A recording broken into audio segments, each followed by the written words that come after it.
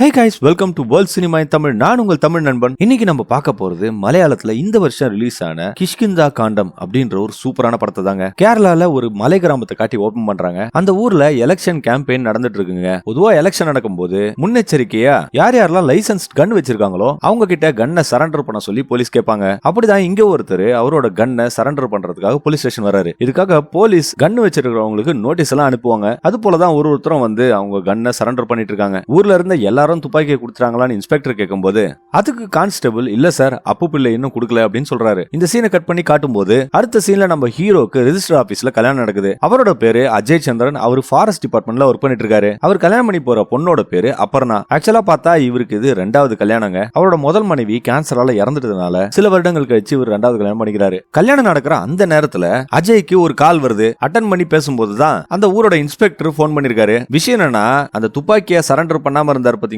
அப்பு பிள்ளை, அவரோட பையன் தான் அஜய் சந்திரன். அவர் ஒரு மிலிட்டரியில இருந்து ரிட்டையர்ட் ஆன ஆபீசர். உங்க அப்பாவுக்கு லேண்ட்லைன்ல கால் பண்ணா அவர் எடுக்கவே மாட்டாரு அப்படின்னு கேட்கும்போது, பொதுவா ஒரு லேண்ட்லைன் பக்கத்துல இருக்க மாட்டாரு சார், என்ன விஷயம் சொல்லுங்கன்னு கேக்குறாரு அஜய். துப்பாக்கியை சரண்டர் பண்ண சொல்லி நாங்க நோட்டீஸ் அனுப்பிச்சோம், ஆனா உங்க அப்பா இன்னும் துப்பாக்கியை சரண்டர் பண்ணல அப்படின்னு அவர் சொல்லிட்டு இருக்கும்போது, சார் நான் ரெஜிஸ்டர் ஆபீஸ்ல கல்யாணத்துல இருக்கேன், சாயந்தரமா கொண்டு வந்து கொடுக்கணுமா அப்படின்னு அஜய் கேட்கும்போது, இல்ல அதெல்லாம் ஒர்க் அவுட் ஆகாது, நாங்களே வந்து துப்பாக்கியை வாங்கிக்கிறோம்னு இன்ஸ்பெக்டரும் சொல்லிடுறாரு. விஷயம் என்னன்னா, அவங்க அப்பா துப்பாக்கியை எங்க தொலைச்சிட்டு இருக்காருங்க. பாவம், அதை தான் இவங்க ரெண்டு பேரும் ரொம்ப நாளா தேடிட்டு இருக்காங்க போல. இப்ப போலீஸ் வேற துப்பாக்கியை சரண்டர் பண்ண சொல்லி கேக்குது. மனுஷனுக்கு இப்போ என்ன பண்றதுன்னு தெரியல. கல்யாணமும் நல்லபடியா முடிஞ்சு அவங்க எல்லாம் கிளம்பும் போது அஜயை மீட் பண்றதுக்காக அவன் மச்சான் வந்திருக்காங்க. அதாவது இந்த பையன் அஜயோட ஃபர்ஸ்ட் ஒய்ஃபோட தம்பி. அவனும் அஜயோட புது மேரேஜுக்கு விஷஸ் சொல்லிட்டு அங்க இருந்து போயிடுறான். அஜயும் தன்னோட போன்ல இருந்து அவங்க அப்பாவுக்கு போன் பண்ணி பேசுறான். ஆளு ரொம்ப டென்ஷன் பாட்டியா இருப்பார் போல இருக்கு. ஆமாண்டா, துப்பாக்கியே காணோம், இப்ப என்ன பண்ணலான்ற, தேவையில்லாம டென்ஷன் பண்ணிட்டு இருக்காத, ஒன்றரை நான் துப்பாக்கிக்கு இந்த பேச்செல்லாம் பேசுவீங்களா அப்படின்னு சொல்லிட்டு இந்த ஆளு கடுகடுன்னு விடுறாரு. போலீஸ் சொன்ன மாதிரியே ஈவினிங் அவங்க வீட்டுக்கு வந்துட்டு அப்பு பிள்ளை கிட்ட, என்ன சார் துப்பாக்கியை காணோன்றீங்க, முன்னாடியே ஒரு கம்ப்ளைண்ட் கொடுத்துருக்கலாமே,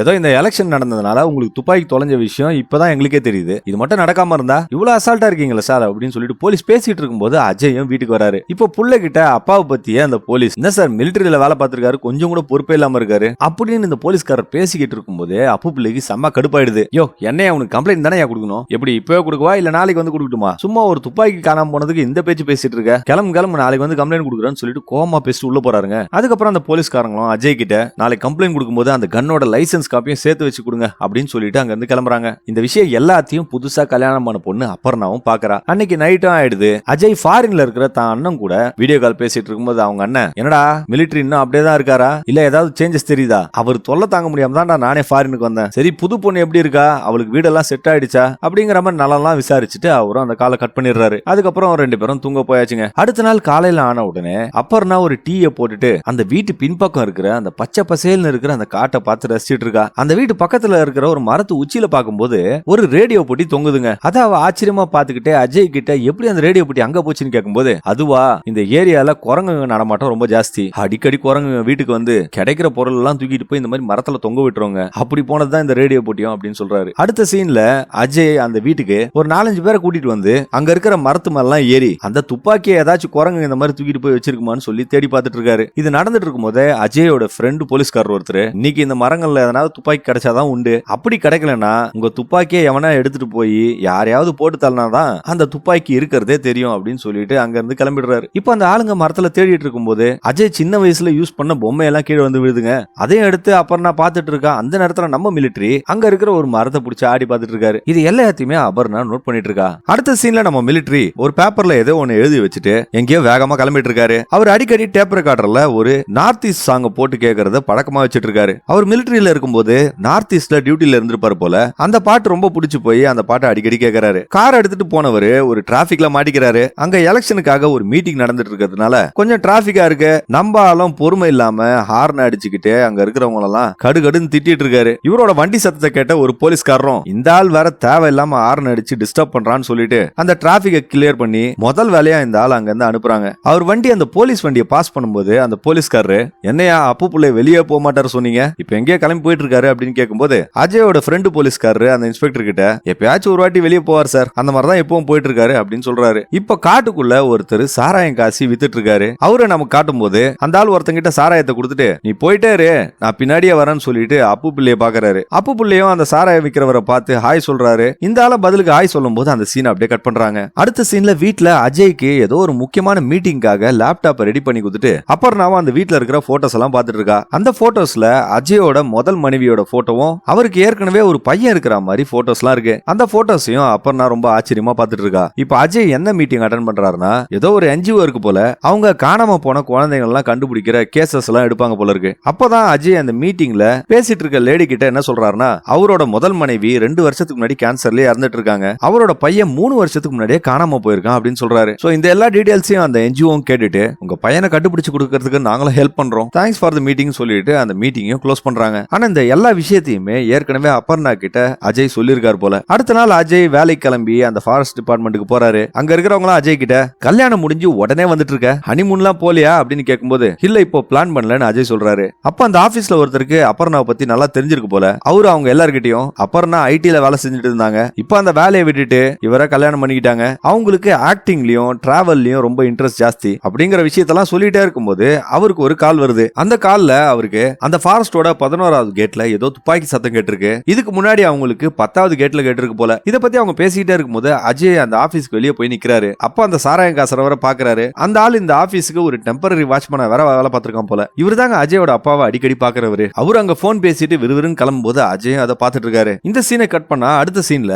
மிலிட்டரி ஒரு ஹாஸ்பிட்டலுக்கு போய் நான் கேட்ட ரிப்போர்ட்ஸ் எல்லாம் என்ன ஆச்சு அப்படின்னு சொல்லிட்டு அந்த ரிசப்ஷனிஸ்ட் கிட்ட கடுகடுன்னு விழுந்துட்டு இருக்காரு. அந்த பொண்ணு போன்ல பேசிட்டு அவர்கிட்ட சார் செக்ரட்டரி ஆபீஸுக்கு வர சொன்னாங்க, நீங்க அங்க போய் பாருங்கன்னு சொன்ன உடனே அவர் அங்க கிளம்பும் போது அவரோட கொடையை மறந்து வச்சிடறாரு. அந்த பொண்ணு அந்த ஆளை கூப்பிட்டு சார் உங்க கொடையை மறந்துட்டீங்கன்னு சொல்லிட்டு கொடையை எடுத்து கையில கொடுக்குறா. அதே சமயம் அந்த ஹாஸ்பிட்டல்ல இருக்கிற டிவில அந்த 11வது கேட்டு பக்கம் துப்பாக்கி சத்தம் கேட்டதை பத்தி நியூஸ் போட்டுட்டு இருக்காங்க. அதுல என்ன சொல்றாங்கன்னு பார்த்தா அங்க யானையோட ஒரு பேனர் வச்சிருக்காங்க போல. அந்த பேனர்ல இருக்கிற போட்டோவை சுட்டு அவனும் துப்பாக்கியில பிராக்டிஸ் பண்ணிருக்கான் போல. போலீஸ் அந்த ஓட்டையோட சைஸ் அளவெடுத்து அந்த புல்லட்டோட அளவை கண்டுபிடிக்கிறாங்க. இப்ப துப்பாக்கி இன்வால்வ் இருக்கிறதுனால போலீஸ் டிபார்ட்மெண்ட்டும் இருக்கு, காட்டுக்குள்ள நடந்ததுனால ஃபாரஸ்ட் டிபார்ட்மெண்ட்டும் இருக்கு. அப்போ அந்த இடத்துக்கு அந்த ஃபாரஸ்ட் டிபார்ட்மெண்டோட டெம்பரரி வாட்ச்மேன் வரும்போது அங்க இருந்து ஜனங்கள்லாம் அவரை பார்த்து யோ ஒரு காலத்துல நீ நக்சலைட்ல ஒரு ஆளா தானே இருந்த, இதுக்கும் உனக்கு ஏதாவது சம்பந்தம் இருக்கா அப்படின்னு கேட்கும்போது அவரும் கோவமா அவங்களுக்கு பதில் சொல்லிட்டு இருக்கும்போது தான் போலீஸ் அவரை பத்தி டிஸ்கஸ் பண்ணிக்கிறாங்க. ஒரு காலத்துல இவரு நக்சலைட்டுகளுக்காக வீட்லயே ஆயுதங்கள்லாம் ரெடி பண்ணி கொடுத்திருக்காரு போல. இப்ப அந்த வேலையெல்லாம் விட்டுட்டு இப்போ ஒரு நிம்மதியான வாழ்க்கையை வாழ்ந்துட்டு வராரு. எது சாராயம் காசுறது நிம்மதியான வாழ்க்கை.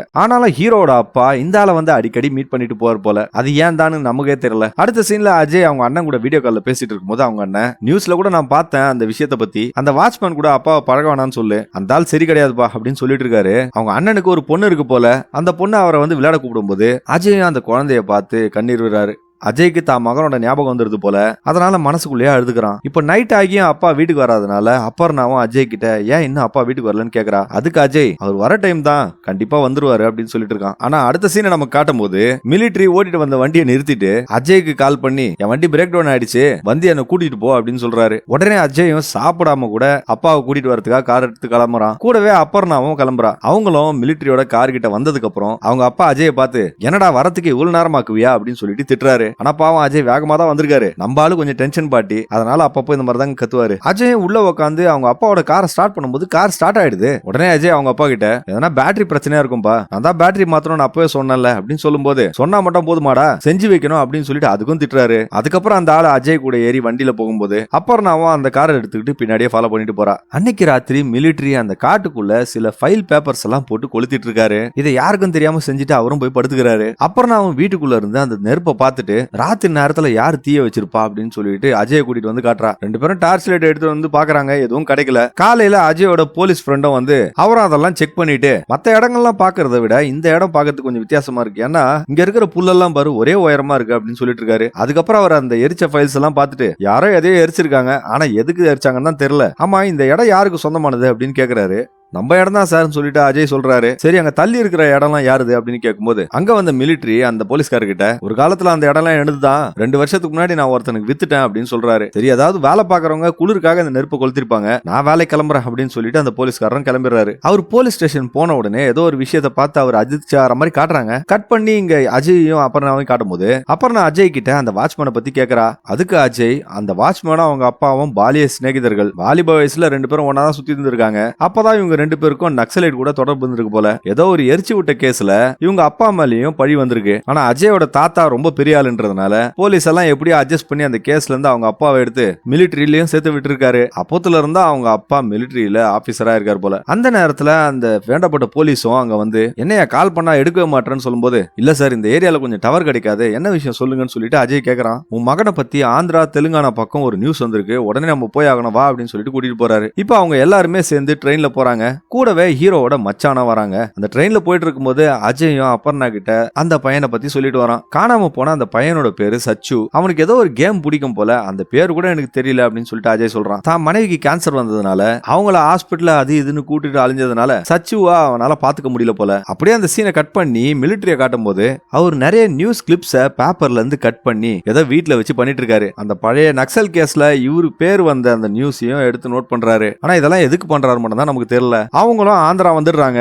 என்ன மேட்டர்னா ஒரு சின்ன பையனோட பாடி கிடைச்சிருக்கு போல. அந்த பாடிய அடையாளம் காட்டுறதுக்காக அஜய வர வச்சிருக்காங்க. அஜயும் போய் அந்த மார்ச்சர்ல அந்த பாடியை பார்த்துட்டு அது தன்னோட மகனோடது இல்லன்னு சொல்லிட்டு கன்ஃபார்ம் பண்ணிடுறான். அப்பாடா புள்ள நல்லா இருக்கான்னு சொல்லிட்டு அஜயும் திருப்தியா வந்துடுறான். இப்போ அந்த வாட்ச்மேனை பாக்குறதுக்காக மிலிட்டரியும் மறுபடியும் அந்த காட்டுக்குள்ள வராரு. அந்த சீனை நமக்கு காட்டுறாங்க. இப்போ அடுத்த சீன்ல ரேஷன் ஆபீஸ்ல இருந்து எல்லார் வீட்லயும் கணக்கெடுக்கிறதுக்காக ஒரு லேடி வந்து மிலிட்டரி கிட்ட கேள்வி கேட்டுட்டு இருக்காங்க. அந்த ஆள் அவங்க கிட்ட எரிஞ்சு எரிஞ்சு விடுறாருங்க. உங்க மூத்த பையனோட பேர் என்ன அப்படின்னு கேட்கும்போது அவர் மொபைல் போன்ல சேவ் பண்ணி வச்சிருக்காரு. அதை பார்த்து தாங்க பேரை சொல்றாரு. ரெண்டாவது புள்ளையோட பேரை கேட்கும் போது மொபைல் போன்ல பார்த்துட்டு பேரை சொல்றாரு. இது எல்லாத்தையுமே அபர்ணா தூரத்துல இருந்து நோட் பண்ணிட்டு இருக்கா. வைஃபோட பேரை கேட்கும் போது அவ இருந்து பல வருஷம் ஆச்சு அப்படின்னு சொல்றாரு. இதை பத்தி அஜய் கிட்ட அபர்ணாவும் சொல்லிக்கிட்டு நான் அவரோட ரூமுக்கு போய் அவரோட போனை செக் பண்ணி பார்த்தேன். அதுல வெறும் 10 பேரோட கான்டாக்ட்ஸ் மட்டும் தான் அவர் சேவ் பண்ணி வச்சிருக்காரு. பொதுவா எந்த மொபைல செக் பண்ணாலும் 100கணக்கான கான்டாக்ட்ஸ் எல்லாம் இருக்கும். ஆனா இவரோட போனை எடுத்து பார்த்தா வெறும் 10 கான்டாக்ட்ஸ் தான் இருக்கு. அதுலயும் பெரிய பையன், சின்ன பையன், ஃப்ரெண்டு அந்த மாதிரி அவங்களோட ரிலேஷன்ஷிப்ஸ் எல்லாம் பிராக்கெட்ல போட்டு சேவ் பண்ணி வச்சிருக்காரு. இத பத்தி அவங்க பேசிக்கிட்டு இருக்கும்போது மிலிட்டரிய மாடியில இருந்து கீழே இறங்கி வந்து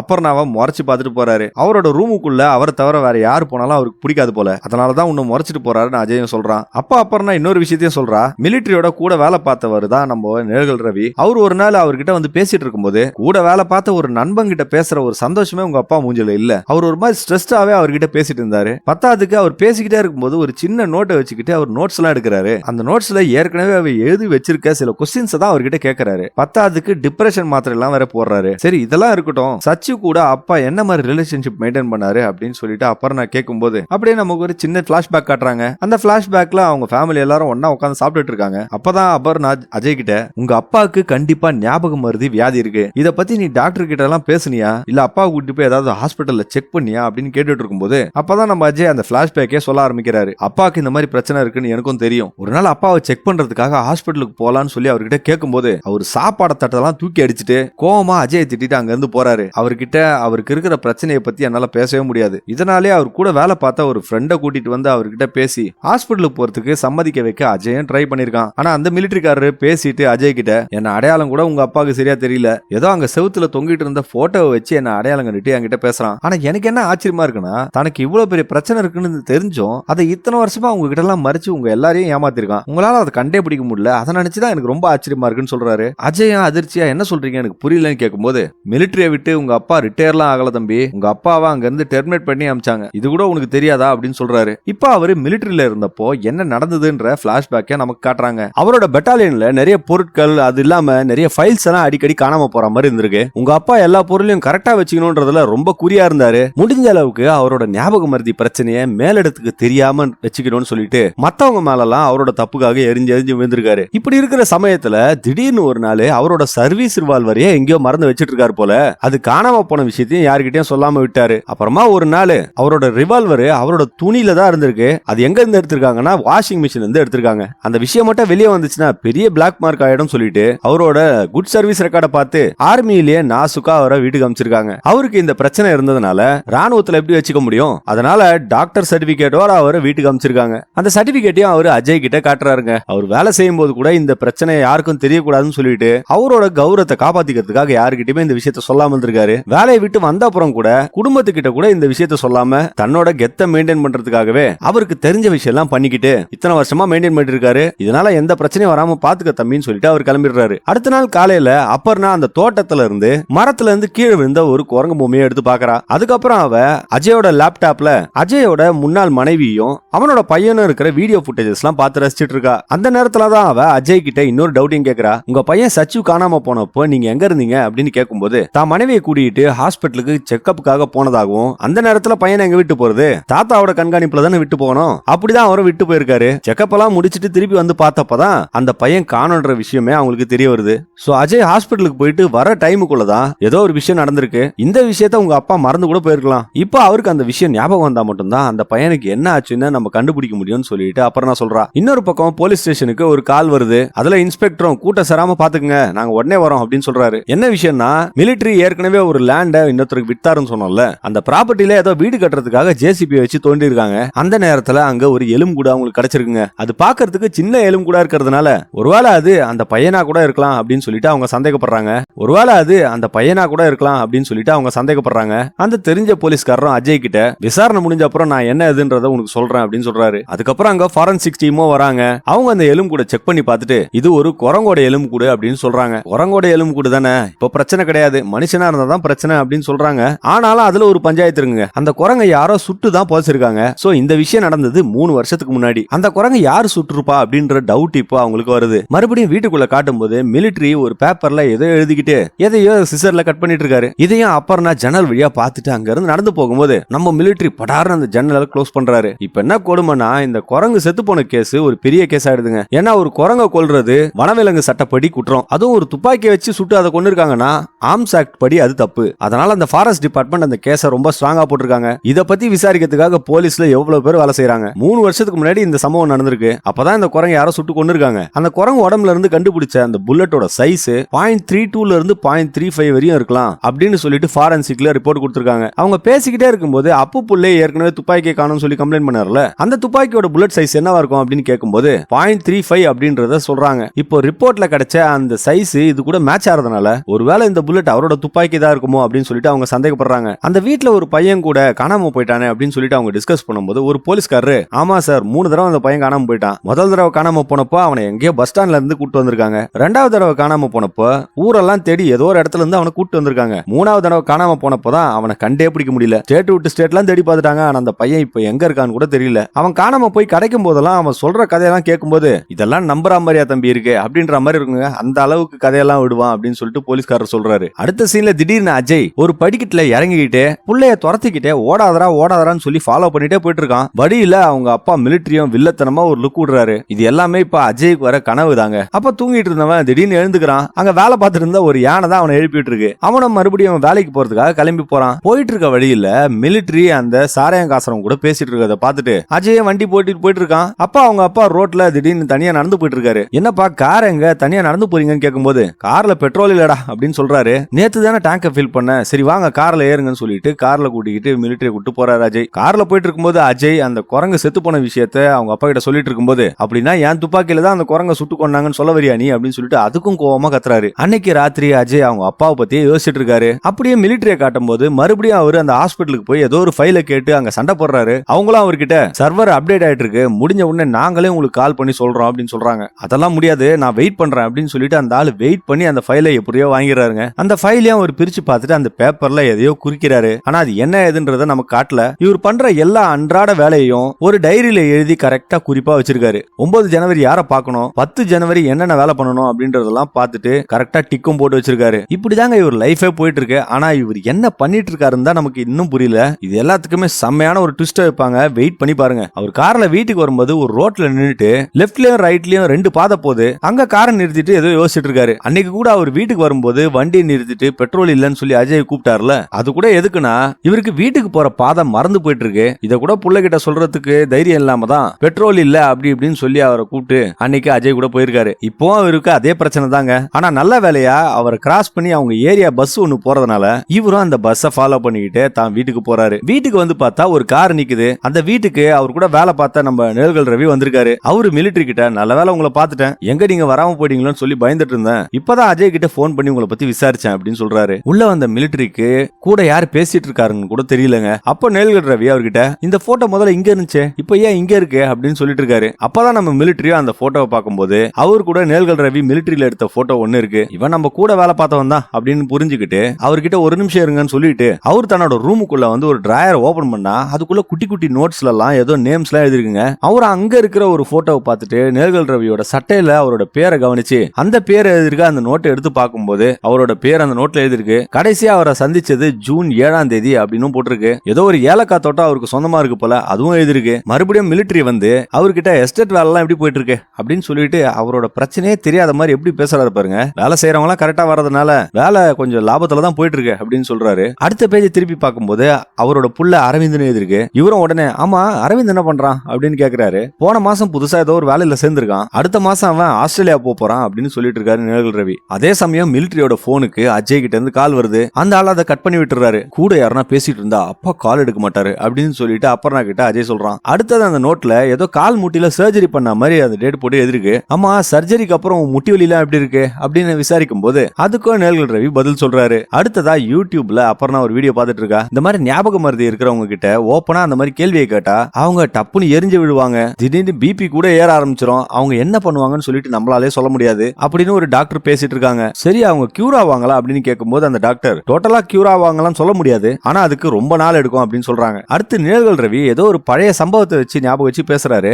என்னோட ஞாபகம் சரியா இருந்தா நீ நான் ஜேக்கப் சரண் 4 பேரும் ஜீப்ல எங்கேயோ போயிட்டு இருந்தோம். அப்ப அந்த ஜேக்கப் என்ன பண்ணானா அப்படின்னு அவர் சொல்லிட்டு இருக்கும்போது மிலிட்டரி அந்த நோட்டை படிக்கிறாரு. அதுல அவர் ஏற்கனவே எழுதி வச்சிருக்காருங்க. நிழல் ரவியை பார்க்கும்போது ஆர்மியில வேலை பார்த்த ஒரு ஆள் மாதிரியே இல்ல அப்படின்னு சொல்லி அவங்க 2 பேரும் பேசிக்கிட்ட 13வது விசிட்ல எழுதி வச்சிருக்காரு. அத அந்த நேரத்துல அவர் படிக்கிறாரு. இப்போ மிலிட்டரிக்கு கொஞ்சம் பயம் வருதுங்க. ஏன்னா இவங்க 2 பேரும் ஒன்னா சேர்ந்து எடுத்த போட்டோ இருக்கு, ஆனா இந்த மாதிரி நோட்ல ஒரு குறிப்பு எழுதி வச்சிருக்காரு. அந்த நோட்ல அடுத்த பேஜ் படிக்கும் போது ஏதாவது ஒரு பழைய கட்டுக்கதையை இவன் உருவாக்குறான் அப்படின்னு சொல்லிட்டு சந்தேகமா கேட்கற மாதிரி எழுதி வச்சிருக்காரு. அதே தாங்க நம்ம நிழல் ரவி இப்ப செஞ்சிட்டு இருக்காரு. ஏதோ ஒரு பழைய கதையை இப்போ கதை விட்டு பேசிட்டு இருக்காரு. இப்போ எல்லாமே போய் நெக்ஸ்ட் டைம் கேர்ஃபுல்லா இருந்துக்க அப்படின்னு சொல்லிட்டு அந்த நோட்ல எழுதிருக்குங்க. இவருக்கு இப்போ குழப்பமாயிடுது, டென்ஷன் அதிகமாகுது, கால் மேல காலை போட்டு அழுத்துறாரு. ஆமா உனக்கு ஜேக்கப் எப்படி தெரியும் அப்படின்னு சொல்லி மிலிட்டரி கேட்கும் போது நாமெல்லாம் ஒன்னா தானே காஷ்மீர்ல வேலை செஞ்சோம் அப்படின்னு நிழல் ரவி சொல்லும் போது ஜேக்கப் காஷ்மீருக்கு போனதே கிடையாது, அப்புறம் எப்படி இது சாத்தியமா இருக்கும் அப்படின்னு அவர் கேட்கும் போது நிழல் ரவியோட மூஞ்சே மாறுதுங்க. ஆமால கரெக்ட் தான், மேபி நான் மறந்து போயிருப்பேன் அப்படின்னு சொல்லிட்டு அவரும் சமாளிக்கிறாரு. வர ஜூன் மாசத்தோட எனக்கு 73 வயசு ஆகும் போது நீ எப்படி எல்லாத்தையும் ஞாபகம் வச்சிருக்க, ஏதாவது ஐடியா கொடுன்னு சொல்லிட்டு மிலிட்டரி கிட்ட நிழல் ரவி கேட்கிறாரு. அடுத்ததா ஒரு ஃபேன் ஓடலையே அப்படின்னு சொல்லிட்டு ஃபேனை போறதுக்காக எழுந்து போறாரு. ஜேக்கப் உனக்கு எப்படி தெரியும்ன்ற கேள்விக்கு நீ இன்னும் பதில் சொல்ல அப்படின்னு மிலிட்டரி கேட்கிறாரு. ஜேக்கப் என் கூட பழக்கமானது அருணாச்சல் பிரதேசல தான் அப்படின்னு மிலிட்டரி சொல்லும் போது நிழல் ரவியும் ஆமா கரெக்ட் நானும் அவனை அங்கதான் சந்திச்சேன் அப்படின்னு சொல்லிட்டு அவர் சொல்றாரு. ஆனா பிரச்சனை என்னன்னா அவரு அருணாச்சல் பிரதேசத்துல இருந்த டைம் வந்து 1986. அந்த டைம்ல நிழல் ரவி காஷ்மீர் பக்கம் இருந்ததா சொன்னதை அவர் நோட் புக்ல எழுதி வச்சிருக்காரு. அந்த கேள்வியை வச்சு அவரை மடக்கிறாரு. இப்போ நிழல் ரவிக்கு என்ன சொல்றதுன்னே தெரியல. அப்போ நீ ஸ்ரீலங்கா ஜாஃப்னால இருந்திருக்கணுமே, பீஸ் கீப்பிங் போர்ஸ்ல இருந்தேன்னு சொன்னா நீ ஜாஃப்னால இருந்திருக்கணும் அப்படின்னு சொல்லிட்டு அந்த மிலிட்டரியும் நிழல் ரவி கேள்வி கேட்கும் போது அவருக்கு என்ன பதில் சொல்றதுன்னே தெரியல. ஏன் என்கிட்ட போய் சொல்ற, ஏன் என்ன போய் சொல்லி ஏமாத்துறன்னு சொல்லிட்டு மிலிட்டரி கேட்டு இருக்கும்போது நான் ஏன்பா உங்ககிட்ட போய் சொல்ல போறேன் நிழல் ரவி சொல்லும் போது மிலிட்டரி அவர்கிட்ட ஏன்னா நான் இவ்வளவு நேரம் சொல்லிட்டு இருந்ததெல்லாம் போய் நீ யாருன்னு தெரிஞ்சுக்கிறதுக்கு அதான் நான் இந்த பொய்யெல்லாம் சொன்னேன், எதுக்கு என்கிட்ட நடிக்கிற, யாரு நீ, உனக்கு என்ன வேணும் அப்படின்னு அவர் கேட்டுட்டு இருக்கும்போது ஒரு நிமிஷம்பா நான் வந்துடுறேன்னு சொல்லிட்டு வீட்டை விட்டு அவர் வெளியே போறாரு. மிலிட்டரியும் ஓடி போய் நிழல் ரவியை இறுக்கி பிடிக்கிறாரு. 2 பேருக்குள்ளே ஒரு கைகலப்பு நடக்குது. அந்த கைகலப்புல 2 பேருமே கீழே விழுறாங்க. கீழே விழுந்த உடனே மிலிட்டரிக்கு மறுபடியும் ஞாபகம் மருதி வந்துடுதுங்க. அவர் இப்ப ஏன் கீழே விழுந்தாரு அப்படின்றது கூட அவருக்கு ஞாபகம் இல்ல. கீழே விழுந்தப்ப மிலிட்டரியோட நோட்டு நிழல் ரவி கிடைச்சது. அந்த நோட்ல இருந்து அவன் போய் சொல்றான் நெக்ஸ்ட் டைம் உஷாராரு அப்படின்ற பேப்பர் எல்லாம் மட்டும் கிழிச்சு வச்சுக்கிறாரு. இப்ப நடந்த எல்லா விஷயமும் மிலிட்டரிக்கு மறந்து போயிடுது. அதே நேரத்துல அஜயும் அப்புறம் வீட்டுக்கு வராங்க. அவங்க 2 பேரையும் விசாரிச்சுட்டு எஸ்டேட்ல எனக்கு கொஞ்சம் வேலை இருக்குப்பா, அடுத்த மாசமா நான் உன்னை வந்து மீட் பண்றேன்னு மிலிட்டரி கிட்ட சொல்லிட்டு அவரும் கிளம்புறாரு. இத பாக்குற மிலிட்டரிக்கும் ஒன்னும் புரியல, இத பாக்குற நம்மளுக்கும் ஒன்னும் புரியலங்க, கதை எதை நோக்கி போயிட்டு இருக்குன்னு. ஆனா சத்தியமா சொல்றேன் கிளைமேக்ஸ பார்த்து நீங்க பெஜாராயிடுவீங்க. அடுத்த சீன்ல அந்த போலீஸ் ஸ்டேஷன்ல இந்த ஃபாரஸ்ட்ல எல்லாம் போட்டோஸ் எடுப்பாங்களா, அந்த போட்டோகிராஃபர்ஸ் சில பேர் வந்திருக்காங்க. அந்த போட்டோவை அந்த ஃபாரஸ்ட் டிபார்ட்மெண்டோட ஒரு ஐஆர் அபிஷியல் கிட்ட காட்டுறாங்க. அதுல பார்த்தா ஒரு குரங்கு கையில பிஸ்டலோட இருக்கிற மாதிரி இவங்க போட்டோ எடுத்திருக்காங்க. இந்த போட்டோவை அவங்க 13வது கேட் பக்கம் எடுத்திருக்காங்க. இப்ப குரங்கு கையில துப்பாக்கி இருந்த போட்டோ வெளியே லீக் ஆயிடுறதுனால நியூஸ் மீடியா எல்லாருக்கும் இந்த விஷயம் தெரிஞ்சு நியூஸ்ல போட்டு கிழிக்கிறாங்க. இந்த துப்பாக்கி சுடுற பயிற்சி எல்லாம் அந்த சைடு போலீஸ் நடத்திட்டு இருந்தது. மேபி அது போலீஸ் ஆதாக கூட இருக்கலாம், அப்படி இல்லனா அது நக்சலைட்டோட துப்பாக்கியாக கூட இருக்கலாம் சொல்லிட்டு நியூஸ்ல போட்டு கிழிக்கிறாங்க. அந்த 13ஆம் நம்பர் கேட் பக்கம் 144 போட சொல்லி போலீஸ்காரரும் ஆர்டர் போடுறாரு. அப்புறம் அங்க இருக்கிற ஒரு ஸ்கூலுக்கும் 1 வீக் லீவ் விட சொல்லி சொல்றாரு. ஏன்னா குரங்கு கையில துப்பாக்கி இருந்தா அது ரொம்ப ரிஸ்க் இல்ல. இது மட்டும் இல்லாம அந்த ஏரியாவுக்கு போறதுக்கு டூரிஸ்டுக்கோ பர்மிஷன் கொடுக்காதீங்க அப்படின்னு ஆர்டர் போடுறாரு. இப்போ அவங்களுக்கு மிலிட்டரியோட துப்பாக்கி ஏற்கனவே காணாம போச்சுன்னு கம்ப்ளைண்ட் கொடுத்தாருல, ஒருவேளை அந்த துப்பாக்கி இதுவா இருக்குமோ அப்படின்னு சொல்லிட்டு டவுட் வருது. இதனால மிலிட்டரியை கூப்பிட்டு விசாரிக்கிறதுக்காக அந்த போட்டோ காமிச்சு அது அவரோட தான் கேட்டுட்டு இருக்காங்க. இந்த துப்பாக்கி மட்டும் அவரோடது தான் அப்படின்னு சொல்லிட்டாருன்னா பிரச்சனை பெருசாயிடும், ஆயுதத்தை பாதுகாப்பா வைக்கலன்னு சொல்லிட்டு அவர் மேல கேஸ் போட்டுருவாங்க. அது மட்டும் இல்லாம அந்த காணாம போன துப்பாக்கியால ஏதாவது உசுறு போயிருக்கும் அப்படின்னு சொல்லிட்டும் கேஸ் போட்டுருவாங்க. அதனால இப்ப அந்த துப்பாக்கி மட்டும் தன்னோடது இல்லன்னு சொல்லிட்டாருன்னா நமக்கு பிரச்சனையே கிடையாது அப்படின்னு சொல்லிட்டு அஜய் சொல்லிட்டு இருக்காரு. ஆனா அவங்க ரெண்டு பேரும் ஷாக் ஆகுற மாதிரி மிலிட்டரி அந்த துப்பாக்கி தன்னோடது தான் சொல்லிட்டு போலீஸ் கிட்ட ஒத்துக்கிறாரு. அந்த துப்பாக்கியோட மாடல் பேரு ஷீல்டு EZ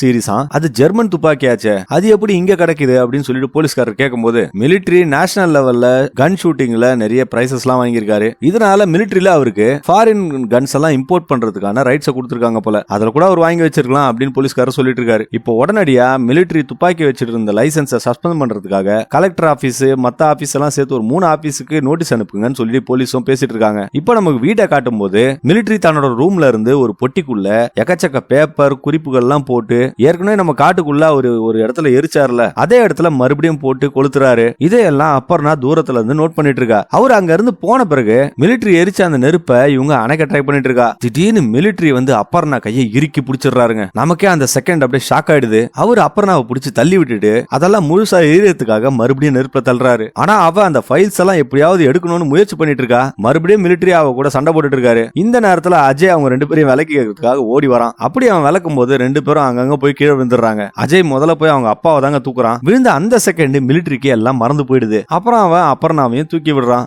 அப்பர்னா அஜய் கிட்ட அப்பா எதையும் இங்க போட்டு எரிச்சிட்டு இருக்காரு, அதை நான் அணைக்க ட்ரை பண்றேன், ஆனா அவரு என்ன தடுத்து அடிக்கிறாரு அப்படின்னு சொல்றா. இதை பார்த்த மிலிட்டரி அவங்க ரெண்டு பேருக்குள்ளே ஏதோ பிரச்சனை இருக்குன்னு சொல்லிட்டு உங்க ரெண்டு பேருக்கு ஏதாவது பிரச்சனைனா வீட்டுக்குள்ள வச்சு தீர்த்துக்குங்கப்பா, அதை விட்டுட்டு வெளியில எல்லாரும் பாக்குற மாதிரியா இப்படி சண்டை போடுறது அப்படின்னு சொல்லி பேசுறாரு.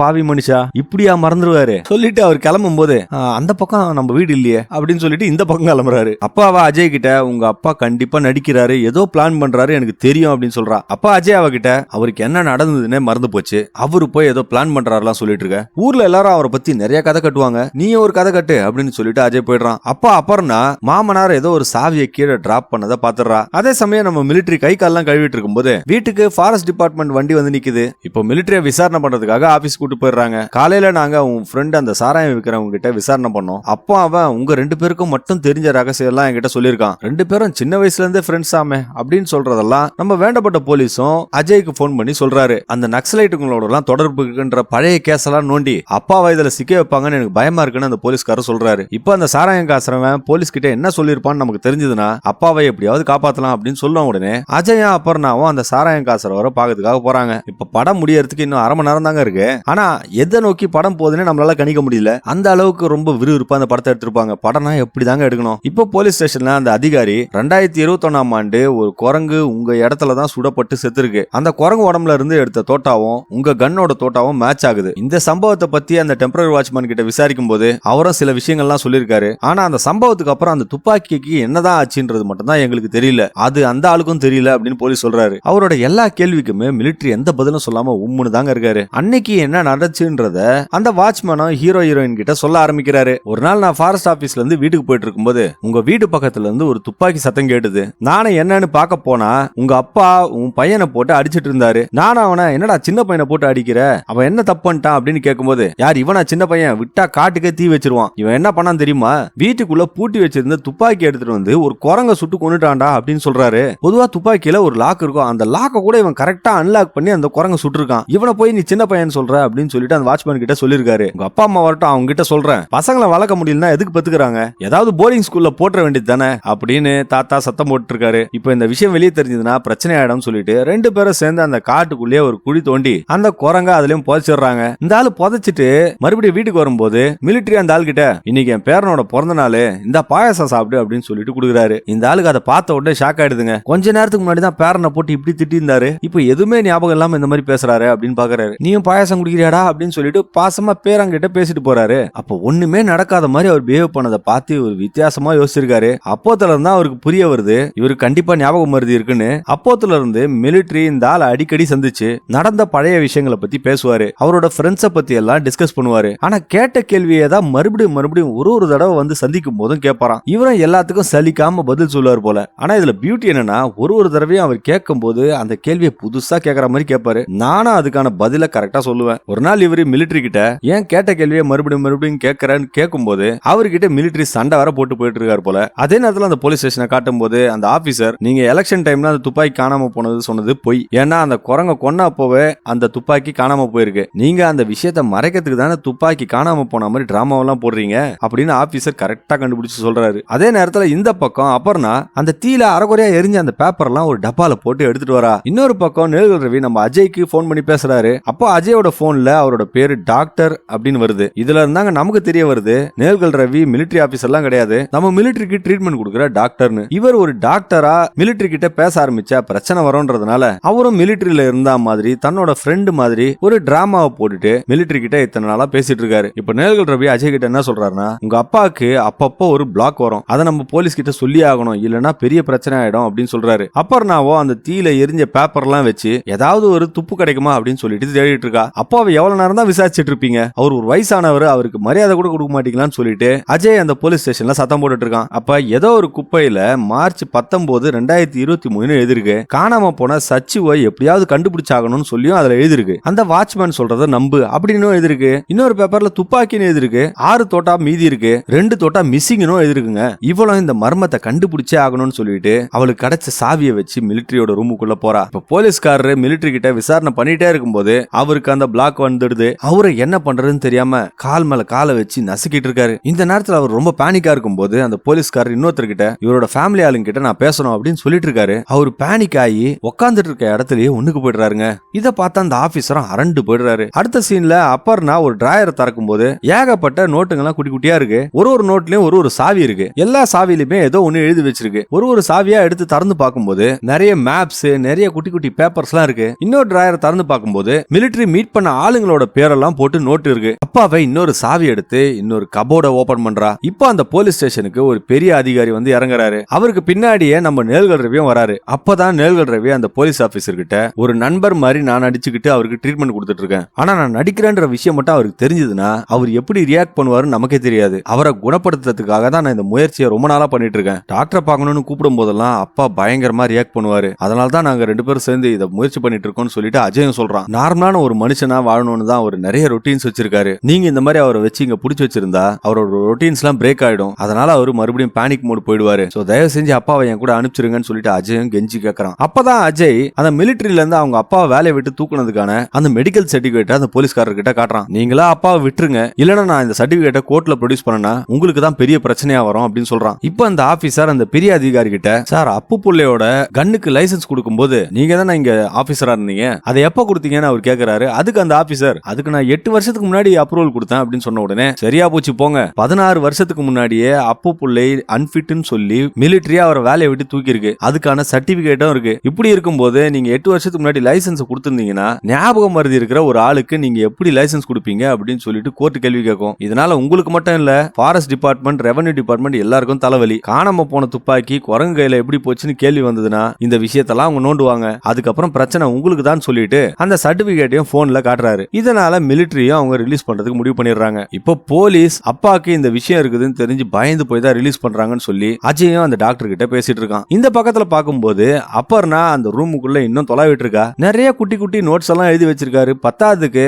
ஒரு வருஷமும் புது புது டைரியை எழுதி வச்சிருக்காரு. அந்த கபோர்ட்ல இன்னொரு பெரிய ஃபைல் இருக்குங்க. அதை திறந்து பார்த்தா தான் பேரன் காணாம போன அந்த நியூஸ் கிளிப்ஸ் எல்லாம் கட் பண்ணி வச்சிருக்காரு. இதையும் அப்பர்னா எடுத்து படிச்சிட்டு இருக்கா. இப்ப அஜயும் போலீஸ் ஸ்டேஷன்ல இருந்து மிலிட்டரியை கூட்டிட்டு வீட்டுக்கு வந்துட்டு இருக்கான். இப்ப அப்பர்னா அந்த பீரோக்குள்ள ஒரு சீக்ரெட் டோர் இருக்கிறத பாக்குறா. அதை ஓபன் பண்ணி பார்த்தாதாங்க தெரியுது அதுக்குள்ள அந்த காணாம போன துப்பாக்கி இருக்குங்க. இந்த துப்பாக்கி காணாம போச்சுன்னு சொல்லி மிலிட்டரி நினைச்சிட்டு இருக்காரு. ஆனா அந்த துப்பாக்கி சேஃபா அந்த டோருக்குள்ள தான் இருக்கு. இப்ப அஜய் மிலிட்டரியை கூட்டிட்டு வீட்டுக்கு வராரு. அப்பர்னாவும் அந்த நேரத்துல அங்க இருக்கா. நேல்கல் ரவியும் தூரத்துல இருந்து கார்ல இருந்து இது எல்லாத்தையும் பார்த்துட்டு இருக்காரு. இப்ப மிலிட்டரியோட ரூமுக்குள்ள வந்த உடனே மிலிட்டரி ரூம்குள்ள யாரோ வந்திருக்கான்னு சொல்லி கரெக்டா கண்டுபிடிச்சிடுறாரு. அப்பர்னா அந்த ரூமுக்குள்ள எல்லாத்தையும் கரெக்டா தான் அடிக்க வச்சிருக்கா. ஆனாலும் இவரு சில விஷயத்த பார்த்துட்டு கண்டுபிடிச்சிடுறாரு. என் ரூம்குள்ள வந்தது யாருன்னு சொல்லி பெரிய பிரச்சனை பண்ணிக்கிட்டு மருமகளை பார்த்து நீ தான் என் ரூம்குள்ள வந்திருக்க அப்படின்னு சொல்லிட்டு கோவப்படுறாரு. இதனால அப்பர்னாவா அவர் வெளியே அனுப்பிச்சிடுறாரு. அதுக்கப்புறம் மிலிட்டரி அஜய் கிட்ட உடனே கார்பெண்டர் வர சொல்லணும், கதவை ரெடி பண்ணணும் அப்படின்னு சொல்றாரு. இவரோட ரூம் கதவை பூட்ட முடியாதனால தான் அவர் ரூம் கதவை திறந்து வச்சுட்டு வெளியே போயிட்டு வந்திருக்காரு. இப்ப கார்பெண்டர் கூப்பிட்டு அந்த ரூம் கதவை சரி பண்ண சொல்லி அஜய் கிட்ட சொல்றாரு. அஜய் மிலிட்டரியை தூங்க வச்சுட்டு வெளியே வரும்போது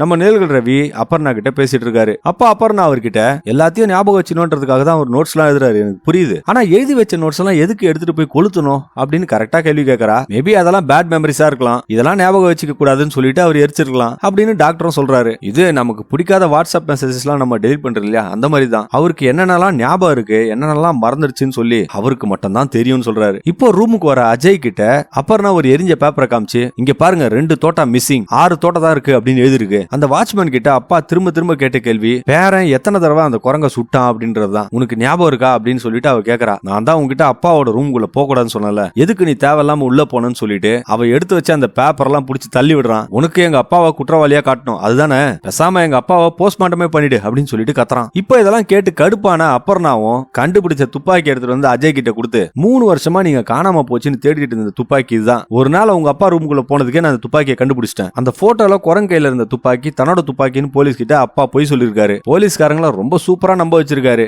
துப்பாக்கி காணாம போச்சுன்னு. ஆனா அவரு ரூமுக்குள்ள சேஃபா துப்பாக்கியை வச்சிருக்காரு. எதுக்கு இந்த மாதிரிலாம் நாடகம் ஆடணும் உங்க அப்பா அப்படின்னு சொல்லிட்டு அவ பயங்கரமா கேள்வி எல்லாம் கேட்கும்போது அஜய்க்கு என்ன பதில் சொல்றதுன்னே தெரியலங்க. உங்க ஃபேமிலியில ஒருத்தியா இருக்கணும்னு சொல்லிட்டு தான் நான் இந்த வீட்டுக்கு வந்தேன். சச்சுவும் என் பையன் மாதிரி தானே, அவனுக்கு என்ன ஆச்சுன்னு தெரிஞ்சுக்கிறோன்றதுல உனக்கு இருக்கிற மாதிரியே எனக்கும் தான் ஆர்வமா இருக்கு. இது பண்ணது தப்பா அப்படின்னு சொல்லிட்டு அவ கேக்குறா. அப்பதான் அஜய் அபர்ணா கிட்ட சாரி கேட்டுட்டு, அப்பாவை போலீஸ்காரங்க அந்த மாதிரி ட்ரீட் பண்ணதை பார்த்து தான் நான் டென்ஷன் ஆயிட்டேன், என்ன மன்னிச்சிடுன்னு சொல்றான். அபர்ணா அஜய் கிட்ட, இப்போ உங்க அப்பாவுக்கு புள்ளையா இல்லாம காணாம போன சச்சுக்கு அப்பாவா பேசு. இப்போ உங்க அப்பா பொய் சொல்றாரா உண்மை சொல்றாரான்னு யாராலையும் கண்டுபிடிக்க முடியாது. அந்த துப்பாக்கில 2 புல்லட் காணாம போயிருக்கு. இதை யாரும் கண்டுபிடிச்சிட கூடாதுன்னு சொல்லிட்டு தான் துப்பாக்கியே காணோம்னு சொல்லி உங்க அப்பா நாடகம் போட்டுட்டு இருக்காரு. இந்த விஷயம் வெளியே தெரியக்கூடாதுன்னு சொல்லிட்டு தான் அது சம்பந்தப்பட்ட எல்லா பேப்பர்ஸையும் உங்க அப்பா எரிச்சிட்டு இருக்காரு. இதுக்கும் காணாம போன சச்சுவுக்கும் ஏதாவது சம்பந்தம் இருக்கான்றது தான் எனக்கு பயமா இருக்கு அப்படின்னு சொல்லும்போது, உனக்கு இருக்கு அதே சந்தேகம் தான் எங்க அப்பாவுக்கும் இருக்கு, அதை பத்தி தான் எங்க அப்பா விசாரிச்சிட்டு இருக்கான்னு சொல்லிட்டு அஜயும் ஒரு போடு போடுறாங்க. ஆனா இந்த விஷயத்தை எங்க இருந்து ஆரம்பிக்கிறது, யாரை கேட்கறதுன்றதுல தான் அவர் குழம்பிட்டு இருக்காரு. இருந்தாலும் பேரனை கண்டுபிடிக்கணும்ன்றதுக்காக அவன் படிச்ச ஸ்கூல், அவன் போன இடங்க எல்லா இடத்துக்கும் போயிட்டு வந்துட்டு இருக்காரு. இல்ல அவர் சர்வீஸ்ல இருக்கும்போது பழைய பகையினால யாருன்னா அவரோட பேரனை ஏதாவது செஞ்சிருப்பாங்களான்னு சொல்லிட்டு விசாரிச்சுட்டு இருக்காரு. இன்னும் சொல்ல போனா தான் பேரன் மாயமானதுல தனக்கு ஏதாவது சம்பந்தம் இருக்கான்னு சொல்லிட்டு கூட அவர் விசாரணை பண்ணிட்டு இருக்காரு. ஏதாவது நம்ம தப்பு பண்ணிருப்போமா, இல்லனா செஞ்ச தப்ப நம்ம மறந்துட்டோமா, எல்லா கோணத்திலையும் விசாரிச்சதுதான் அவர் எரிச்சிட்டு இருக்காரு. அதெல்லாம் ஏன் அவர் எரிக்கிறாரு தெரியுமா? அதை நம்ம கிட்ட இருந்து மறைக்கணும்ன்றதுக்காக கிடையாது, அவர் அதை மறக்கணும்ன்றதுக்காக தான் அதை செய்யறாரு. அப்படி மறந்தாதான் ஒரு டைமும் புது ஆங்கிள் அவர் விசாரணை பண்ண முடியும். இப்படிதான் அவர் மறுபடியும் அந்த விசாரணையை ஆரம்பிச்சு பண்ணிட்டு இருக்காரு. என்னைக்காவது ஒரு நாள் தான் பேரனுக்கு என்ன நடந்துச்சுன்றத அவர் கண்டுபிடிக்க மாட்டாரா அப்படின்ற ஒரு நம்பிக்கையில தான் இதை பல வருஷமா செஞ்சுட்டு இருக்காரு. இப்ப அபர்ணாக்கு ஒரு விஷயம் ஸ்ட்ரைக் ஆகுதுங்க. ஒருவேளை உங்க அப்பா தேடுற விஷயத்தை அவர் ஏற்கனவே கண்டுபிடிச்சிருந்தா, அதை அவர் மறந்து போயிருந்தா, உங்க புள்ள எத்தனாம் தேதி காணாம போனா, உங்க வைஃபை எப்போ ஹாஸ்பிட்டல் கூட்டு போனதா சொன்னீங்க, காணாம போன சச்சுவோட பிறந்த நாள் மார்ச் 19ஆம் தேதி. ஆனா அவன் காணாம போனதா போலீஸ் கிட்ட கம்ப்ளைண்ட் கொடுத்தது மார்ச் 20ஆம் தேதி. நீங்க ஹாஸ்பிட்டல் போயிட்டு இருந்தப்போ சச்சு தாத்தா கூட தான் வீட்டுல இருந்திருக்கான். உண்மையை சொல்லு, என்கிட்ட நீ ஏதாவது மறைக்கிறியா அப்படின்னு சொல்லிட்டு அவ கேக்குறா. அப்பதாங்க அஜய் அந்த பிளாஷ்பேக்க சொல்றான். 19ஆம் தேதி வைஃப் கூட ஹாஸ்பிட்டலுக்கு போயிட்டு வீட்டுக்கு வந்த அஜயும் அவகிட்ட போனை கொடுத்துட்டு, போன்ல சார்ஜ் காலி ஆயிடுச்சு, சார்ஜ் போட்டு போய் அப்படின்னு சொல்றான். இதெல்லாம் சொல்லிட்டு இருக்கும் போதே அஜய் கண்ணீர் விட்டு அழுதுகிட்டே இருக்கான். இப்பதாங்க அன்னைக்கு உண்மை என்ன நடந்ததுன்றத காட்டுறாங்க. கார் எடுத்துட்டு போன அஜயும் வீட்டுக்கு திரும்பி வரான். வீட்டுக்குள்ள வந்த அஜய் அவன் புள்ளையும் வைஃபையும் பேர் சொல்லி கூப்பிட்டுக்கிட்டே வரான். அப்போ திடீர்னு ஏதோ ஒரு ரூம்ல ஏதோ ஒரு விஷயத்த பார்த்து பயங்கர ஷாக் ஆகுறாங்க. என்னன்னு பார்த்தா துப்பாக்கியால சுடப்பட்டு ஒரு பக்கம் புள்ள செத்து போயிருக்கான், இன்னொரு பக்கம் பொண்டாட்டி பிரம்ம பிடிச்ச மாதிரி உட்கார்ந்துட்டு இருக்கா. இத மிரண்டு போய் பார்த்த அஜயும் சச்சுவை கட்டி பிடிச்சிட்டு கதறி ஆடுறாங்க. இப்போ என்ன நடந்ததுன்னே தெரியாத அஜயும் அவன் பொண்டாட்டி கிட்ட என்னதான் ஆச்சு அப்படின்னு சொல்லி கேட்கும்போது அவனும் என்ன ஆச்சுன்றத சொல்றா. சச்சு துப்பாக்கியை கையில வச்சிருந்திருக்கான் போல. அவளும் அந்த துப்பாக்கியை எவ்வளவு கேட்டோ அந்த பையன் தராம இருந்திருக்கான். அவன் கையில இருந்து அந்த துப்பாக்கியை எப்படியாவது புடிங்கணும்னு சொல்லிட்டு அந்த பையனோட அம்மாவும் ட்ரை பண்ணிருக்காங்க போல. அந்த முயற்சியில பாவம் அவங்க தெரியாம ட்ரிகர் அழுத்திடுறாங்க. இதனால சச்சு குண்டடிப்பட்டு அங்கேயே இறந்து போயிடுறான். என் புள்ளைய நானே கொண்டுட்டேன்னு சொல்லிட்டு அவங்க அம்மாவும் கதறி அழறா. இந்த நேரத்துல தான் மிலிட்டரியும் அந்த சமையல் கட்டுக்கு வராரு. வந்தவரு டீ போடுறதுக்காக ஸ்டவ் ஆன் பண்ணி டீயும் போடுறாரு. அஜயும் மிலிட்டரி இதை பாத்துருப்பாருன்னு சொல்லிட்டு அப்பா அப்படின்னு கூப்பிடும்போது, மறுபடியும் என்ன டாக்டரை பார்க்க சொல்லாதரா, எனக்கு எந்த பிரச்சனையும் இல்ல அப்படின்னு சொல்லிட்டு கோவமா அவர் பேசுறாரு. ஆனா அவர் அடுப்புல வச்ச பால் கொதிச்சு அப்படியே பொங்க ஆரம்பிக்குது. அதை கூட மறந்துட்டு அவங்க அப்பா போயிட்டு இருக்காரு. இப்போ இந்த கேப்ல அஜயோட வைஃப் நிறைய மாத்திரை எடுத்துட்டு பாயில போட்டு முழுங்கிட்டு இருக்கா போல. இப்போ மயக்கமான நிலையில தான் பொண்டாட்டிய பார்த்துட்டு அவளை உடனடியா தூக்கி ஹாஸ்பிட்டலுக்கு கூட்டு போறதுக்காக காருக்குள்ள போடுறான். அவனோட புள்ள இங்க பொணமா கிடக்குறான். அதை பார்த்துட்டு கதவை சாத்திட்டு வெளியே தாப்பால் போட்டுட்டு தான் மனைவியோட உயிரை காப்பாத்துறதுக்காக அஜயும் ஹாஸ்பிட்டலுக்கு கிளம்புறான். இப்போ ஹாஸ்பிட்டல்ல அவன் ஒய்ஃபுக்கு ட்ரீட்மெண்ட் கொடுக்குறாங்க. அந்த டாக்டரும் அஜய் கிட்ட என்ன ஆச்சுன்னு கேட்கும்போது, ஒன்னும் இல்ல டாக்டர், பெயின் கில்லர் கொஞ்சம் ஓவர் டோசேஜ் ஆயிடுச்சு அப்படின்னு சொல்றான். சார், ஒரு மாத்திரை சாப்பிடுறதுக்கு பதிலா 2 மாத்திரை சாப்பிட்டா அது பேர் ஓவர் டோஸ், 10-15 மாத்திரை சாப்பிட்டா அது ஓவர் டோஸ் இல்ல சார், அது தற்கொலை செஞ்சுக்கிறதுக்கு சமம் அப்படின்னு சொல்லிட்டு இதை நான் போலீஸ் கிட்ட இன்ஃபார்ம் பண்ணியே ஆகணும் அப்படின்னு அவங்க சொல்லும் போது, டாக்டர் டாக்டர் அந்த மாதிரிலாம் செஞ்சிடாதீங்க, என் ஒய்ஃப் கேன்சர் ட்ரீட்மெண்ட் எடுத்துட்டு இருக்கா, அவளுக்கு கீமோதெரபி போயிட்டு இருக்கு அப்படின்னு அஜய் சொல்றான். எந்த ஹாஸ்பிட்டல்ல ட்ரீட்மெண்ட் பண்றீங்க அப்படின்னு அவங்க கேட்கும்போது விஎம்சி ஹாஸ்பிட்டல் டாக்டர்னு அஜயும் சொல்றான். அவங்களும் அந்த விஷயத்தை புரிஞ்சுக்கிறாங்க. கீமோதெரபின்றது எவ்வளவு வலி வேதனைன்றது அவங்களுக்கு தெரியுது. ஒருவேளை அந்த வலி தாங்க முடியாம தான் மொத்தமா போய் சேர்ந்துடலாம்னு சொல்லிட்டு இந்த மாத்திரையை போட்டுட்டாங்களோன்னு சொல்லிட்டு அவங்க நினைக்கிறாங்க. உங்க ஒய்ஃபோட மெடிக்கல் சர்டிபிகேட்ஸ் எல்லாம் நான் பார்க்கணும், அந்த கீமோதெரபி ரிப்போர்ட்ஸ் எனக்கு எடுத்துட்டு வாங்கன்னு சொல்லிட்டு டாக்டர் அம்மா சொல்லிடுறாங்க. அஜய் அந்த ரிப்போர்ட்ஸ் எல்லாம் எடுத்துட்டு வரலான்னு போகும்போது தான் அவன் ஒய்ஃபோட மச்சான் கால் பண்றான். அக்கா எங்க இருக்காங்க, நான் போன் பண்ணி அவங்க எடுக்கலையே அப்படின்னு அவன் கேட்கும்போது, நான் டிரைவிங்ல இருக்கேன், நான் அப்புறமா கூப்பிடுறேன்னு சொல்லிட்டு அஜயும் போனை கட் பண்ணிடுறான். இப்போ வேகமா வீட்டுக்கு வந்த அஜயும் சாத்தி வச்சிருந்த அந்த ரூமை திறந்து பார்த்தா உள்ள பையனோட பாடியை காணும். அது மட்டும் இல்லாம ஒரு சொட்டு ரத்தம் கூட இல்லாம தொடச்சு வச்சிருக்காங்க. ஏதோ பாத்திரம் எல்லாம் உருட்டுற சத்தம் கேட்டுட்டு அஜயும் கிச்சன் பக்கம் வந்து பார்க்கும்போது அவங்க அப்பா மிலிட்டரி ஹாயா டைனிங் டேபிள்ல உட்காந்துட்டு டின்னர் சாப்பிடுறாரு. அவர் அஜயை பார்த்துட்டு, எங்கடா போயிருந்த, காலையில இருந்து ஆளே காணோம், கொஞ்சம் மணியனை வர சொல்லு, அந்த மாமரத்தோட கிளை ரோட்டு பக்கமா தொங்கிட்டு இருக்கு, அதை வெட்டணும்னு சொல்லிட்டு அவர் கூலா மாடி ஏறி போறாருங்க. இந்த இடத்துல என்ன சொல்றாங்கன்னா, ஞாபக மருதின்றது சில நேரங்கள்ல வரமா கூட இருக்கலாம், அதனாலதான் அவங்க அப்பா எல்லாத்தையும் மறந்து ஒண்ணுமே தெரியாத மாதிரி படிக்கட்டு ஏறி போறாரு. ஆனா எதையும் மறக்க முடியாம அஜய் தவிக்கிற மாதிரி காட்டுறாங்க. சில மாதங்களும் கடந்து போகுது. அந்த கீமோ தெரப்பில அஜயோட ஒய்ஃபுக்கு முடியெல்லாம் கொட்டி போய் தான் புள்ளையோட சாவை மறக்க முடியாம அவங்க கஷ்டப்பட்டு இருக்காங்க. இந்த பக்கம் பார்க்கும்போது அப்பா அந்த காட்டு பக்கத்துல ஏதோ ஒண்ணு எரிச்சிட்டு இருக்காரு. அஜய் அந்த இடத்துக்கு போகும்போது மிலிட்டரி அஜய் கிட்ட, என்னாலதான் என் பேரனுக்கு ஏதோ இருக்கும்னு எனக்கு பயமா இருக்கு, மார்ச் 19ஆம் தேதி நீயும் உன் ஒய்ஃபும் கீமோ தெரப்பிக்காக ஹாஸ்பிட்டல் போயிருக்கீங்க, என்னோட துப்பாக்கியில 2 தோட்டா கம்மியா இருக்கு, ஒரு தோட்டா ஏன் அப்படின்னு சொல்லிட்டு அந்த குரங்க பத்தி அந்த வாட்ச்மேன் கிட்ட சொல்லிட்டான். ஆனா 2வது தோட்டா என்ன ஆச்சு, உங்க 2 பேர்ல இதை யார் பண்ணிருப்பீங்கன்னு எனக்கு தெரியல, அதான் நான் கேட்க போறதும் கிடையாது, கண்டிப்பா அது ஒரு விபத்தா தான் இருக்கணும், இது ஒரு ஆக்சிடென்டா இருந்தாலும் அதை மர்டர் கேஸ் தான் போலீஸ் ரெக்கார்ட் பண்ணுவாங்க, என்னோட மருமகளுக்கு இன்னொரு அதிர்ச்சியை தாங்குற சக்தி கிடையாது, உங்களையும் குற்றவாளியா பாக்குறதுக்கு எனக்கு சக்தி கிடையாது, யாருக்குமே தெரியாத இந்த உண்மை யாருக்குமே தெரியாம எரிஞ்சு போகட்டும்னு சொல்லிட்டு சொல்றாரு. என்னோட வியாதியை நினைச்சு நான் ரொம்ப நாள் கஷ்டப்பட்டிருக்கேன், ஆனா இன்னைக்கு சந்தோஷப்படுறேன், இந்த மாதிரி மோசமான ஞாபகங்கள் எனக்கு வராம இருக்கிறதே நான் ஒரு வரமா நினைக்கிறேன் அப்படின்னு சொல்லிட்டு இருக்கும்போது அஜயும் பின்னாடி வந்து அவங்க அப்பாவை கட்டி பிடிச்சிட்டு அழறான். அந்த இடத்துல அஜய் அவங்க அப்பா கிட்ட கேட்கணும்னு நினைச்ச அந்த கேள்வி சச்சுவோட பாடி எங்கன்னு தான். ஆனா அந்த கேள்வியை கேட்கற அளவுக்கு என்கிட்ட சக்தி இல்ல, அவரை கேட்டு நான் காயப்படுத்தணும்னு விரும்பல, அதையும் தாண்டி அந்த கேள்வியை நான் கேட்டேன்னா அவருக்கு அது ஞாபகம் இருக்குமான்னு கூட தெரியாது, ஒருவேளை நான் அந்த கேள்வியை கேட்டாலும் அந்த விஷயத்தை அவருக்கு மறுபடியும் ஞாபகப்படுத்துற மாதிரி ஆயிடும், அதனால நான் கேட்கறதே விட்டேன் அப்படின்னு சொல்லிட்டு அஜய் சொல்றான். இப்ப இந்த உண்மை எல்லாத்தையும் கேட்ட அப்புறம் அப்பர்ணா அப்படியே அதிர்ந்து போய் பக்கத்துல உட்காந்துட்டு இருக்கா. இப்ப அப்பர்ணாவும் அவங்களுக்கு சப்போர்ட் பண்ணணும்னு முடிவு பண்ணிடுறா. ஒவ்வொரு முறையும் மிலிட்டரி அந்த விசாரணையை பண்ணுவாரு, அந்த விசாரணையோட முடிவுல அவருக்கு உண்மையும் தெரிய வரும், அதுக்கப்புறம் அவர் அந்த உண்மையை யாரும் தெரிஞ்சுக்க கூடாதுன்றதுக்காக அந்த பேப்பர்ஸ் எல்லாம் தீல போட்டு கொளுத்துவாரு. சோ இந்த குற்றம் நடந்தது ஒரே இடத்துல தான், அதுவும் ஒரு ஆக்சிடென்ட், ஆனா அதை இவரு பல முறை கண்டுபிடிச்சு தான் புள்ளையும் மருமகளையும் காட்டி கொடுக்க விரும்பாம அந்த ஆதாரத்தெல்லாம் அழிச்சிருக்காரு. இத ஒரு தொடர்கதை போல தொடர்ந்து பண்ணிட்டு இருக்காரு. அதே போல தான் புள்ளையோட உருவ ஒத்துமை இருக்கிற மாதிரி ஏதாவது பாடி கிடைச்சா அதை அடையாளம் காண்றதுக்காக இப்போ அஜயும் அப்பர்ணாவும் அந்த மச்சானும் ஹைதராபாத்துக்கு கிளம்புறாங்க. அந்த பாடி கண்டிப்பா அவங்க பையன் இல்லன்னு தெரிஞ்சும் இவங்களும் அதை செய்யறாங்க. ஊருக்காக, அந்த உண்மையை மறைக்கிறதுக்காக, மத்தவங்களை நம்ப வைக்கிறதுக்காக இவங்களும் இதை தொடர்ந்து செய்ய ஆரம்பிக்கிறாங்க. அந்த பக்கம் விசாரணை பண்றதுக்காக மிலிட்டரியும் அந்த டெம்பரரி வாட்ச்மேனை தொடர்ந்து பார்க்க தான் காட்டுக்குள்ள வராரு. இதுக்கு ஒரு எண்டே இல்லாம தொடர்ந்து போயிட்டு தாங்க இருக்கு. படத்தை என்ன சொல்லி முடிக்கிறாங்கன்னா, குடும்பம் நல்லா இருக்கிறதுக்காக எந்த ஒரு பெரிய உண்மையை கூட மறைக்கலாம், அதுல எந்த ஒரு தப்பும் இல்ல அப்படின்னு சொல்லிட்டு படத்தையும் முடிக்கிறாங்க. படம் எவ்வளவு சூப்பரா எடுத்திருக்காங்க பாருங்க. கடைசி நேரம் வரையும் படம் எதை நோக்கி போகுதுன்னு நமக்கு தெரியல, சுத்தமா ஒரு க்ளூவே இல்லாம தான் எடுத்துட்டு போனாங்க. ஆனா கடைசி ஒரு 20 நிமிஷத்துல பயங்கரமான ட்விஸ்ட் எல்லாம் கொடுத்து நம்மள அப்படியே ஆடி போக வச்சிருப்பாங்க. மலையாளம் சினிமாவோட ஸ்பெஷாலிட்டி அதுதாங்க. படத்தை ஸ்லோவா எடுத்துட்டு போவாங்க, ஆனா கடைசியில ட்விஸ்ட் எல்லாம் கொடுத்து படத்தை செம்ம கிராண்டா முடிப்பாங்க. இந்த படத்தை நீங்க முழுசா பார்க்கணும்னா டிஸ்னி ஹாட் ஸ்டார்ல இருக்கு, அதுவும் தமிழ்லயே இருக்கு. கண்டிப்பா போய் இந்த படத்தை பாருங்க. நீங்க என்னோட சேனலுக்கு புதுசா இருந்தா மறக்காம சேனலை சப்ஸ்கிரைப் பண்ணிட்டு என்னோட வாய்ஸ் ஓவருக்காக ஒரு லைக்கும் கொடுத்துருங்க. மீண்டும் இதே போல ஒரு வித்தியாசமான படத்தோட உங்களை கூடிய விரைவில் சந்திக்கிறேன். அதுவரை உங்களிடமிருந்து விடைபெறுவது உங்களுக்காக மட்டும் வித்தியாசமான படங்களை கொண்டு வர நான் உங்கள் தமிழ் நண்பன். வீடியோ பார்த்ததற்கு மிக்க நன்றி.